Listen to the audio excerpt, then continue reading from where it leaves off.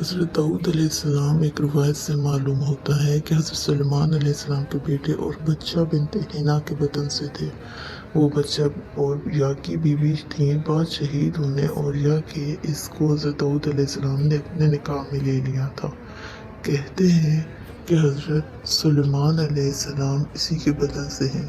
حضرت سلیمان علیہ السلام جب تخت سلطنت پر متمکن ہوئے اور اپنے باپ کی جگہ پر بیٹھے اور انگشتری سلطنت کی انگلی میں رکھی اور پھر لوگوں سے کہا جیسا کہ اللہ تعالیٰ فرماتا ہے، اور وارث ہوا سلیمان حضرت داؤد علیہ السلام کا، یعنی نبی اور بادشاہ ہوا اپنے باپ کی جگہ پر۔ اور پھر حضرت سلیمان علیہ السلام نے کہا، اے لوگوں، سکھلائی گئی ہیں بولیاں ہمیں ہر جانور کی، دیے گئے ہیں ہم ہر چیز سے، یعنی جو چیز دنیا میں درکار ہے وہ تمام چیزیں اللہ تعالیٰ نے ہم کو عنایت فرمائی۔ بے شک بزرگی ظاہر بھی عنایت فرمائی ہے۔ جب سلیمان علیہ السلام کا تخت نکلتا تھا اور ہوا پر چلتا تھا تو تمام پرندے ہوا کے جھنڈ ان کے تخت پر آ کر پروں کا سایہ کرتے اور فوج انسانوں کی داہنی طرف اور بائیں طرف ہوتی تھی، اور تمام وحوش و طیور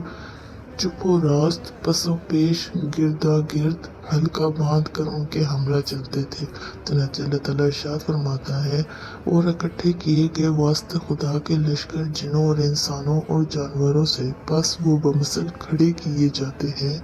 بعض تفسیر میں یوں بھی لکھا ہے کہ حضرت سلیمان علیہ السلام کا تخت وہ تھا جس پر سب لشکر چلتا تھا اور ہوا اس کو لے کر چلتی تھی۔ شام سے یمن اور پھر یمن سے شام تقریباً 1 ماہ کی راہ ہے، لیکن ہوا اس کی مسافت کو آدھے دن میں طے کر دیتی تھی، جیسا کہ حق تعالیٰ ارشاد فرماتا ہے، سلیمان علیہ السلام کی ہوا کو صبح کی یعنی سیر و مسافت یعنی یمن سے شام کی 1 مہینے کی تھی، اور شام کی یمن تک بھی 1 مہینے کی مسافت تھی۔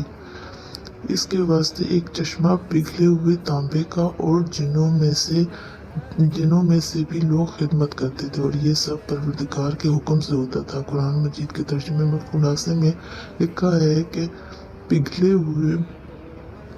تانبے کا چشمہ اللہ تعالیٰ نے نکال دیا ملک یمن کی طرف سے، اور اس تانبے کو سانچوں میں ڈال کر برتن اور بڑی بڑی دیگیں بناتے تھے، اور اس میں لشکر کے موافق کھانا وغیرہ پکتا اور پھر تقسیم کیا جاتا تھا۔ اور فرمایا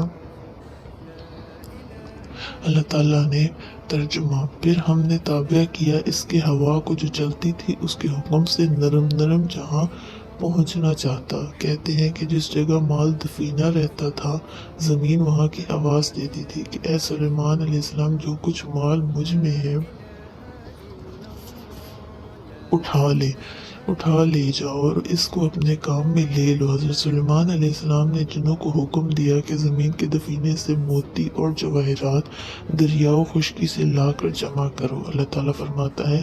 وَالشِّیطِین کُل بنا غواص۔ ترجمہ، اور تابع کیے سلیمان علیہ السلام کے شیطان ہر ایک عمارت بنانے والے اور غوطہ لگانے والے۔ کہتے ہیں کہ ساری دنیا میں جہاں معلوم کرتے کہ کوئی جن ستاتا ہے آدمیوں کو تو حضرت سلیمان علیہ السلام اس کو قید کر دریا میں ڈال دیتے تھے، یا پھر اس کو زمین میں دفن کر دیتے تھے۔ اور بعض تواریخ کے حوالے سے معلوم ہوتا ہے کہ بعض جن تو اب تک قید میں ہیں۔ ایک روایت سے معلوم ہوتا ہے کہ حضرت سلیمان علیہ السلام نے ایک مکان نہایت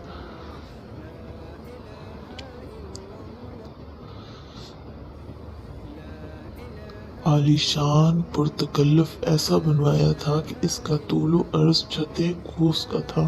اور اس کی اینٹیں سونے چاندی کی تھیں، اور اس میں یاقوت و زمرد جڑے تھے، اور اس میں تقریباً 700 کوشک 700 حرموں کے واسطے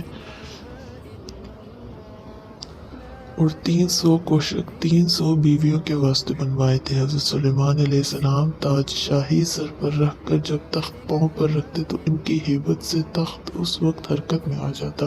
اور طوطی اور طاؤس بھی بحکم خدا اپنے اپنے پروں کو پھیلا دیتے تھے، اور پھر اس سے بوئے مشک وغیرہ نکلتی تھی۔ اور حضرت سلیمان علیہ السلام اس تخت پر بیٹھ کر توریت پڑھتے تھے اور پھر خدا کی مخلوق پر حکمرانی کرتے تھے اور ہر ایک کی بولی کو اچھی طرح سمجھتے تھے۔